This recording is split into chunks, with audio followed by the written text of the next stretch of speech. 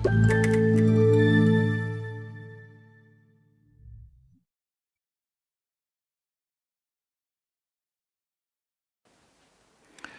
spent the last 50 years of my life working with a whole variety of groups across different countries, in different industry sectors, public sector, not-for-profit, and of course industry, helping them make better decisions as a group. I've also done that as an academic, working as a researcher to try and understand what happened in all these cases and what made things work well and what made them work badly. If there's only one key thing that I've learned from that, it is that if we're going to be addressing complex, messy problems, then we need the expertise and experience of a range of people with different experiences, people with different expertise. We need the multiple perspectives if we're going to cover the ground and make sure that the decisions that we make, the agreements that the group reaches, are successful and robust. But there is a problem with that requirement of needing a lot of perspectives, a lot of expertise. And that is that it's time-consuming, and it's difficult. Even working with a group that's relatively small, let's say 9 to 20 people, I'm sure we've all experienced everybody talking over one another, not letting people finish what they want to say. There is too little time anyway for every person to express their own specialist views. Some of the views of the quieter members of the group get missed, and often they can have the best, or at least very important, perspectives on the problem, but they don't get heard. Bringing together those multiple perspectives is difficult. It's complex. It needs a very good person chairing the group to be able to do that. But of course, they also have their own point of view, and that point of view is also important. The other problem that we have is that certainly with multinational corporations, the people we need to put input into this group session, this group meeting, are in different locations around the world. We can't get them all together in the same room, often because it's simply too expensive. Travel time is expensive and travel costs are expensive. Even when people are working in the same country or in the same city, they're often working in different offices. And of course, recently, we've suffered the consequences of the pandemic, when we've been unable to get together for reasons of catching COVID. We have to address all of these problems to be realistic in what we move towards in the future. An effective action plan, of course, is the result of a negotiation across all of those different perspectives. Negotiation is a social process where people change their mind gradually. If they do listen to one another, and of course not everybody does, then they will move slowly towards shifting their opinions, hearing what other people have had to say, connecting it to their own views, and so on. As they take on and absorb the views that are of all the other people present, they go through a sort of process that we might call psychological negotiation, where the people are gradually changing their mind without pressure to do so. Of course, the ownership of action plans is also crucial. It's crucial to implementation. Unless everybody has the same sense of what needs to be done and why it needs to be done, we're unlikely to get good implementation of what is agreed. The other aspect that's crucially important is that often we find the right answer to the wrong problem. So agreeing and negotiating the right problem is absolutely crucial. If we get that wrong, we've got the wrong solution. And so those, what some people would regard as preliminary and unnecessary aspects of problem solution finding, is absolutely crucial and important. So how do we do that? Well, I guess the first question is, how do we find the right people to get into the meeting? That's not easy because, as we said, we want people with both expertise, but we also want those people with the power to act in the meeting. We don't want too many people because that's chaos, but we want the right number of people. Indeed, a lot of academic research has established that the right number of people is 5 to 7 people. But that's very nice of academic researchers to say that, but often it's impractical. So often we need to work with more than that. The other thing that's important to recall in thinking about the way in which people express their views is that they almost always express their view through causality. They will say, this is caused by that, or if we do this, then that will happen. That's a part of their argument. In other words, we make arguments to one another. Those causally expressed views, of course, knit together. When I say A causes B and B causes C, somebody else will say, well, D causes B as well. They actually knit together as a network, and somehow we need to capture that network if we're going to be effective. Of course, if we can express those views and express the structure of those views visually, then we can ensure that everybody in the team, in the group, can actually see what we're developing as a group. We can make them work in a way that enables us to be able to validate those views, to argue about those views, and gradually move towards a sort of consensus view of what the problem is about. We're more likely to reach a definition of the problem which is right. We'll never get it perfectly, but we're more likely to on those circumstances. So the structure and content of what we've got must be able to change as the group changes their mind. It's a part of what we want to do. But recall, of course, that we also need everybody in the group to have a voice, including the quieter people.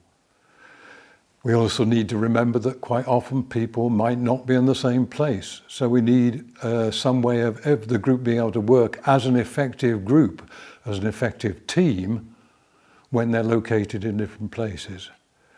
And so what do we finish up with?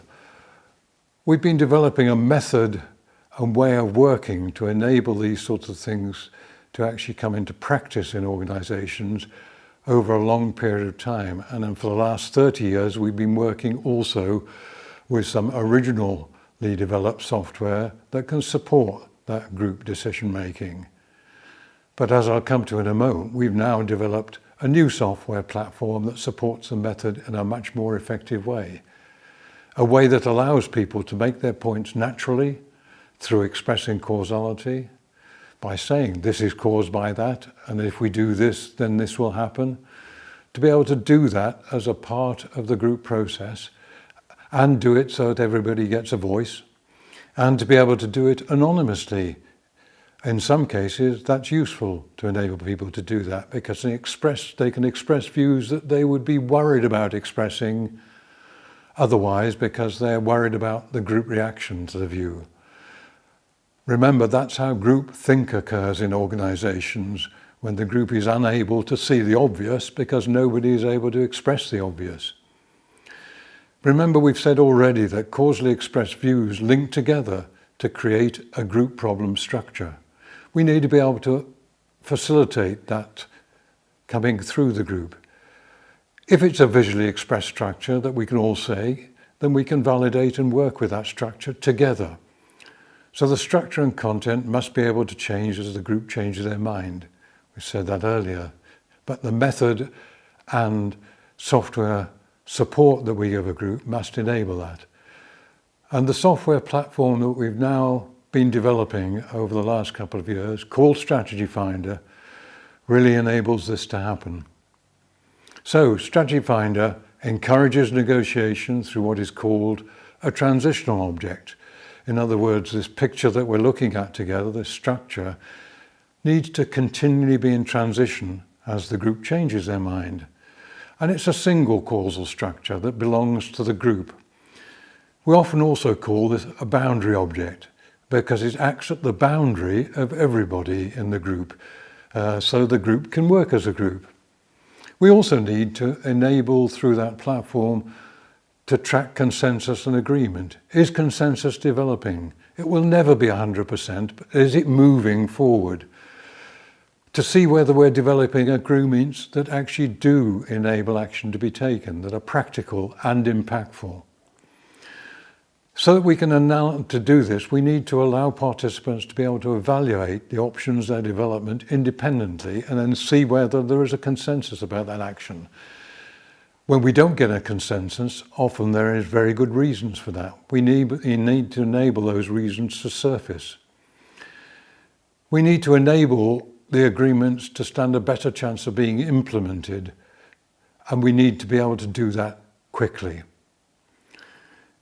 Just for a moment, contrast what we need to be able to do. We can, with that software platform, we can collect views from a group of 20 people in 45 minutes to an hour and structure those views together as a group structure, a group problem definition.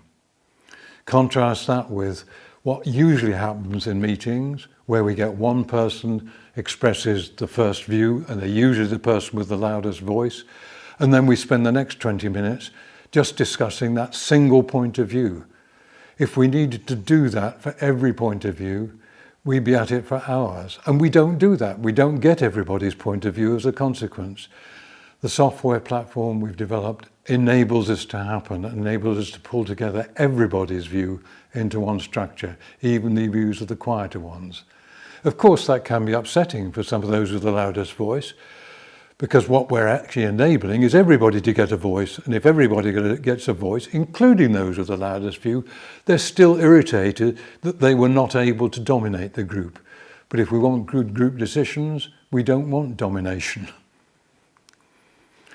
So let's see what we can achieve through that.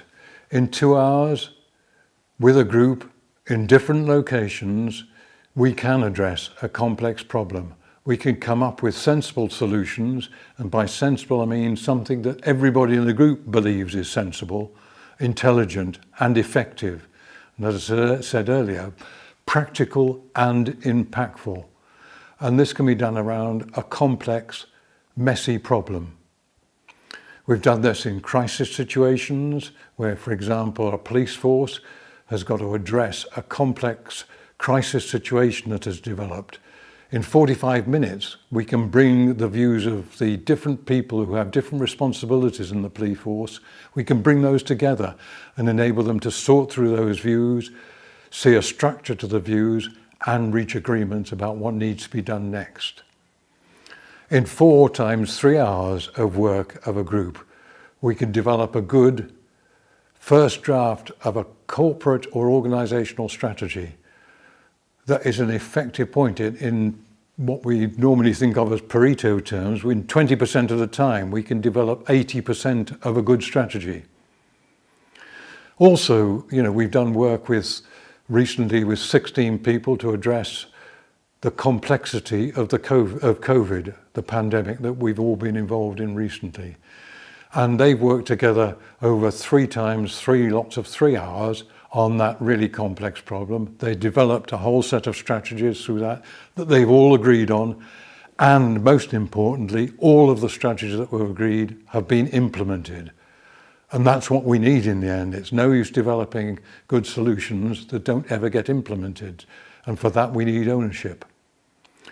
So we call this method of working that uses Strategyfinder, causal mapping, systems thinking as approach, we call it TSF. Team solution finding or team strategy finding, because what we're doing is enabling a group or a team of people to work together to find an effective solution or find an effective strategy. We've tested this method over the last 30 years. The software platform, though, is new. Although it's, as I said earlier, a development of a previous software platform called Group Explorer, it's now enabling a lot more of the things that we've just been talking about to actually work in practice. And so TSF, or Strategyfinder, mixed with a method, is addressing at least many of the crucial points in getting effective group problem solving or group strategy development. Let's finally just mention some of the other uses that a lot of other people who've used Strategyfinder or Group Explorer have used it for. Of course, I've mentioned messy problem solving, working on complex problems, team solution finding. I've also mentioned strategy making. We've worked with a lot of different organisations, helping them to develop an effective strategy using Team Strategyfinder. Another interesting use has been where a group have already worked on producing a SWOT analysis, identifying strengths, weaknesses, opportunities and threats. Often these have to be done in organisations in order to get access to money, to get a project approved and so on. But they're not taken further. And one of the great things about Strategyfinder is you can move a SWOT analysis very quickly and easily into an action-oriented strategy. We've done a lot of project risk assessment because, again, risks are not independent of one another. They come together as a complex risk structure, a risk system.